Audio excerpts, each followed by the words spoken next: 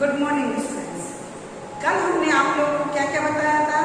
कल हमने आपको सबसे पहले स्टार्ट किया था तो हमने बताया था कि बुक कीपिंग क्या है, बही खाता क्या है, लेखांकन क्या है, लेखा कर्म क्या है ना? ये सब चीजें बताई थी कल हमने आपको। उसके बाद हमने बताया था कि बिक्री किसे कहते हैं, कुल बिक्री किसे कहते हैं? जब माल उधार में और नगद में दोनों में बिका हो तो वो क्या कहलाती है? कुल बिक्री कहलाती है। फिर हमने आपको बताया था कि आहरण किसे कहते हैं। तो आहरण हमने क्या बताया था कि व्यापार के स्वामी द्वारा अपने व्यापार में से जितनी धनराशि नगद निकाल ली जाती है या जितना माल निकाल लिया जाता है निजी उपयोग के लिए वो आहरण कहलाता है। फिर हमने आपको बताया था स्टॉक किसे कहते हैं। तो माल में स्टॉक क्या कहलाता है? कुल जो आपके पास माल है उसे स्टॉक कहते हैं। और पूरे साल भर में जो वर्ष के अंत में बिना बिका रह गया वो अंतिम स्टॉक है, और जो अंतिम स्टॉक था अगले साल उसी को हम ओपनिंग स्टॉक कर देते हैं, प्रारंभिक स्टॉक कर देते हैं। तो क्लियर हुआ है ना आपको? फिर हमने आपको बताया था कि पूंजी किसे कहते हैं। तो पूंजी थी अपने कि व्यापार के स्वामी द्वारा व्यापार में नगद और उधार जो भी लगाया जाता है वो व्यापार के स्वामी द्वारा अपने व्यापार में जो भी नगद और माल स्टॉक जो भी लगा दिया जाता है व्यापार के स्वामी द्वारा वो पूंजी कहलाती है। ठीक है, अब हम आज बात करेंगे बट्टा। ठीक है ना, डिस्काउंट।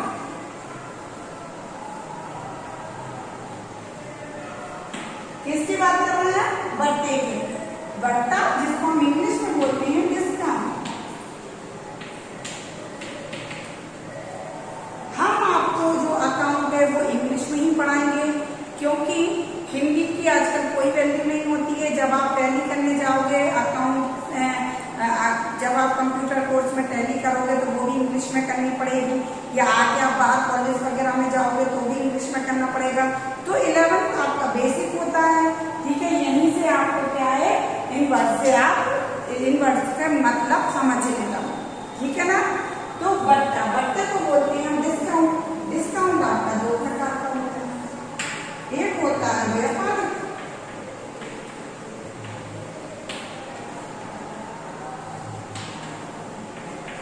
और दूसरा होता है नगद।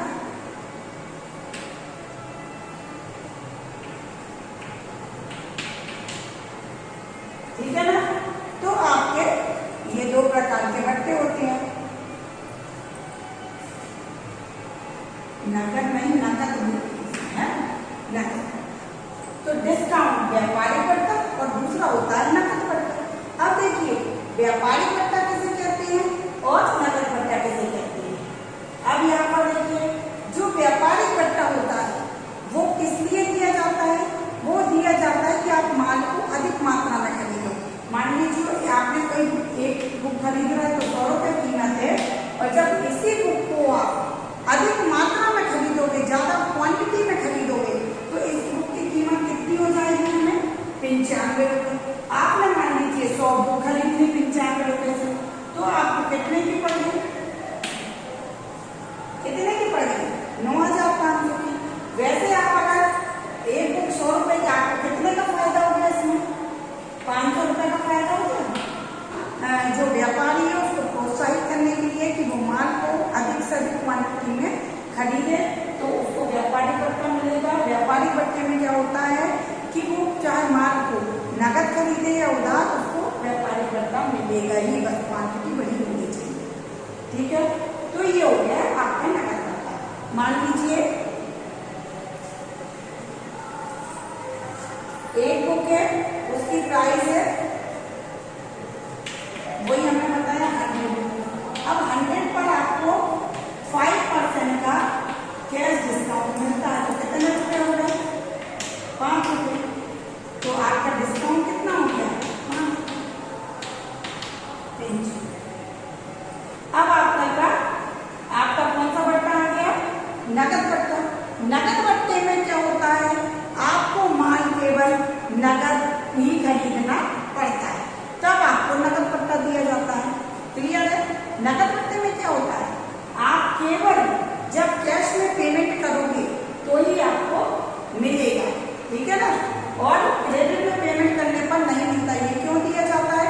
कस्टमर को प्रेरित करने के लिए कि आप जल्दी से जल्दी कैश पेमेंट करोगे, अगर तो जब कैश पेमेंट करोगे तो हम आपको कैश डिस्काउंट भी देंगे। क्लियर है? समझ में आया कि व्यापारिक भत्ता कब दिया जाता है? जब माल को आप अधिक क्वांटिटी में खरीदो, अधिक मात्रा में खरीदो, चाहे माल नगद खरीदो चाहे माल उधार खरीदो, आपको अधिक मात्रा में खरीदने पर एक भत्ता मिलता है जिसको व्यापारिक भत्ता बोलते हैं। व्यापारिक भत्ता मान लीजिए 5% है और नगद भत्ता 2% है। अब यहाँ पे देखिए नगद भत्ता क्या है? जब ये भी क्या कस्टमर को प्रेरित करने के लिए दिया जाता है, जल्दी से जल्दी वो पेमेंट करे, ठीक है ना। एक फिक्स टाइम में ये जल्दी से जल्दी पेमेंट करे तो उससे कहा जाता है कि आप अगर 20 दिन के अंदर पेमेंट कर दोगे या आप आज नगद पेमेंट कर दोगे तो आपको एक भत्ता और मिलेगा जिसको हम नगद भत्ता कहते हैं। इस भत्ते के अलावा एक भत्ता और मिलेगा जिसको हम नगद भत्ता कहते हैं, वो 2%। मान लीजिए अब यहाँ पर हम थोड़ा सा आपको करके दिखाते हैं। यहाँ पर मान लीजिए कितनी बुक्स हैं आपके पास में? 100 बुक्स परचेज करना है, ठीक है ना। बुक्स की प्राइस भी 100 रुपए थी, परंतु आप जब एक बुक ले रहे थे तो 100 रुपए प्राइस थी, परंतु अब आपने कितनी बुक्स परचेज की है? 100 बुक्स परचेज की है, तो हमने आपको 5% का डिस्काउंट दे दिया। तो आपकी बुक्स की प्राइस कितनी थी? 100 रुपीज। अब आपको डिस्काउंट कितना मिल गया? 5% का, मतलब हर बुक पे आपको 5 रुपए का डिस्काउंट मिल गया। तो क्या हो गया? 100 बुक है, 100 बुक्स हैं, 95 रुपीज कॉस्टिंग है, तो आपके पास बुक्स की प्राइस कितनी हो गई? अब हम आपसे कह रहे हैं कि अगर आप ये 9500 रुपीज हमें कैश पेमेंट करते हो या जल्दी से जल्दी पेमेंट करते हो तो हम एक डिस्काउंट और आपको देंगे, वो है कैश डिस्काउंट। तो आप वैसे हमारे 9500 रुपये पेमेंट करेंगे, लेकिन हमने कहा कि अब एक डिस्काउंट और मिल रहा है तो अपन एक काम करते हैं कि चलो पेमेंट कर देते हैं। तो हमने नगद पेमेंट करा तो हमें 2% का एक डिस्काउंट और मिल गया। आज 18 और 19 190 रुपए का और भत्ता मिल गया हमको। तो 95 में से 190 और माइनस कर दिया हमने, तो हमको कितना पेमेंट करना पड़ रहा है? कुल 9310 रुपए का पेमेंट करना पड़ रहा है। तो ये होता है आपका भत्ता। क्लियर हो गया? व्यापारिक भत्ता हो नगद।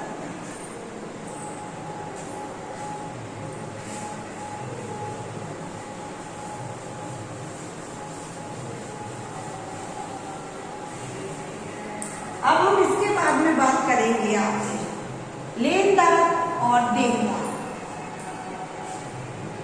एक होते हैं लेनदार और एक होते हैं देनदार।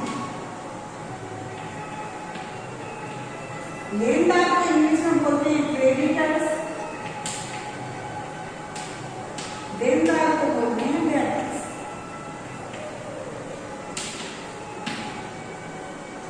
एक लेनदार एक देनदार, ठीक है ना।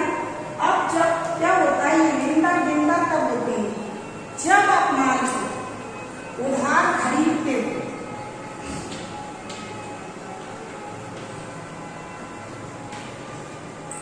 जब आप माल को उधार खरीदते हो तो आपके कौन बन जाते हैं? भाई मैं हूं, मैं गई और ये उधार में चौक का डिब्बा ले गई, ठीक है ना। तो अब क्या होगा कि अब वो लोग मुझसे कभी भी पैसे मांगने वाले आ जाएंगे। जब मैंने किसी से माल उधार खरीदा है तो वो मेरे कौन होगा? लेनदार होगा, मुझसे पैसा लेके जाएंगे। तो जब भी माल को उधार क्रय किया जाता है, खरीदा जाता है, तो वो हमारे कौन से दायित्व बन जाते हैं? लेनदार। वो हमारे दायित्व होते हैं क्योंकि हमारा फर्ज है कि हम उनसे माल लिया है। अब हमने जो उनसे बात की है कितने टाइम बाद उनका पेमेंट करना है, तो अब हम उनका टाइम टू टाइम पेमेंट कर कराएं, तो इसे हम क्या कहते हैं? लेनदार कहते हैं। बाद हम राशि उधार देने वाला व्यक्ति या माल उधार देने वाला व्यक्ति लेनदार कहलाता है। या तो धनराशि उधार दे आपको या माल उधार दे, वो व्यक्ति आप लेनदार कहलाता है। तो बात समझ में आ गई। अब देनदार,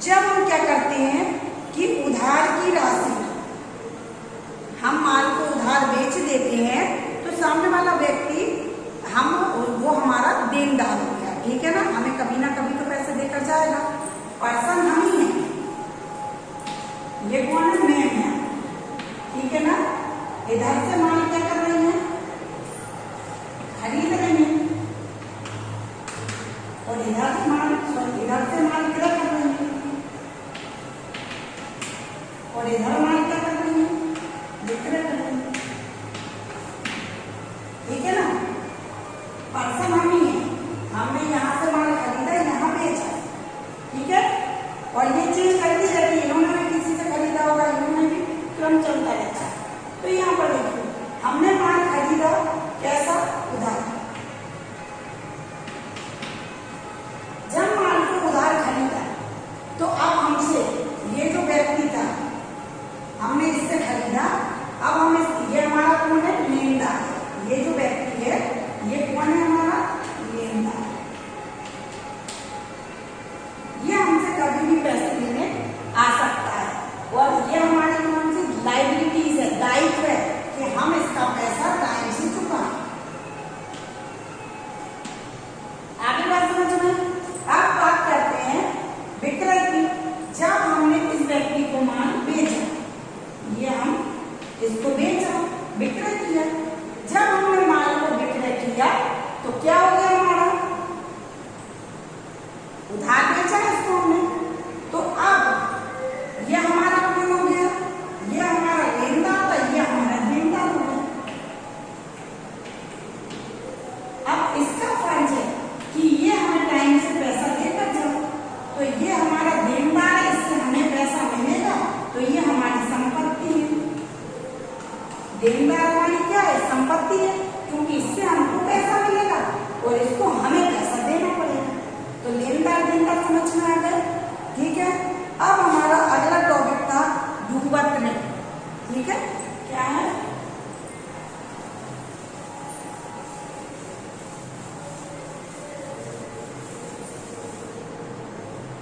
डूबत ऋण।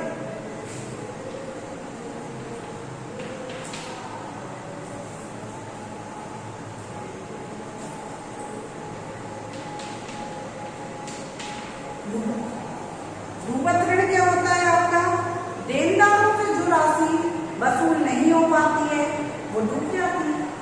भाई मान लीजिए हमारा पैसा किससे डूबेगा, जिससे हमें क्या होगा, पैसा वसूल नहीं होएगा। तो हमने माल तुम्हें बेचा है तो तुमसे हमें पैसा लेना है, ये देनदार है ना, हमने उसको माल बेचा था तो इससे हमें पैसा लेना है। अब ये हमारा पैसा ना देकर जाए या कुछ पैसा देकर जाए, बाकी जितना पैसा ये खा गया वो पैसा हमारा डूब गया, उसे हम डूबत ऋण कहते हैं, ठीक है ना। अब इसके बाद करेंगे हम बात प्रमाणक या वाउचर। प्रमाणक क्या कहलाते हैं, लेन देन को प्रमाणित करने के लिए लिखित रूप से प्रमाण पत्र। कोई भी अपन और आप लेन देन जो कर रहे हैं इसमें के लिए जो भी लिखित रूप से प्रमाण पत्र, पर्ची दिया जाता है, बैंक में आप पैसा जमा करके आते हो तो स्लिप लेकर आते हो, है ना, तो वो भी प्रमाणक हो गई आपके। आप माल उधार बेचते हो तो स्लिप लेते हो, नकद खरीदते हो तो स्लिप लेते हो, है ना। तो ये सब क्या है, आपके प्रमाणक, जो लिखित रूप से प्रमाणित करते हैं, ये प्रमाणक हो गए। अब हम बात करेंगे संपत्तियां। तो संपत्तियां क्या होती हैं,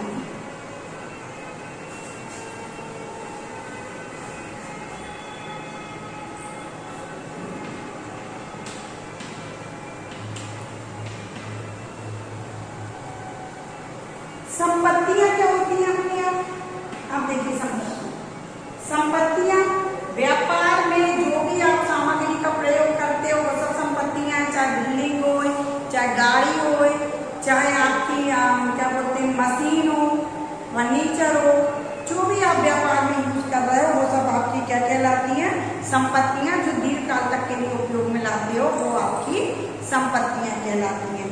अब संपत्तियां जैसे आपकी क्या था, पूंजी कितने प्रकार की होती थी, चल पूंजी और कौन सी होती थी, कार्यशील पूंजी, स्थायी पूंजी, है ना। ऐसे आपकी संपत्तियां भी होती हैं।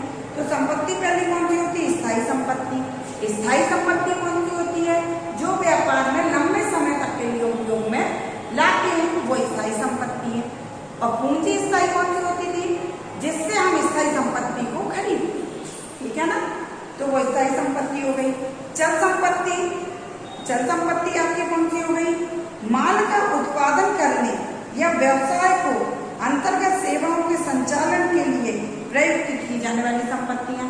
चल संपत्ति कौन सी हो गई, माल को उत्पादित करने के लिए आप जो भी संपत्ति का उपयोग कर रहे हो वो चल संपत्ति। रोज माल बनेगा, रोज उत्पादित होगा, है ना, तो वो चल संपत्ति हो गई आपकी। फिर होती है आपकी तीसरी दृश्य संपत्ति। संपत्ति में दो संपत्ति और आती है, एक दृश्य एक अदृश्य। दृश्य संपत्ति जो आपको दिखाई दे, जैसे हमें ये पंखा दिख रहा है, बेंच दिख रहा है, बोर्ड दिख रहा, बिल्डिंग दिख रही, तो ये दृश्य संपत्ति है। अदृश्य संपत्ति भी होती है हमारी, जो हम जिसको ना देख सकते ना छू सकते, वो हमारी अदृश्य संपत्ति होती है। अदृश्य संपत्ति हमारी कौन सी होती है? गुडविल। क्या?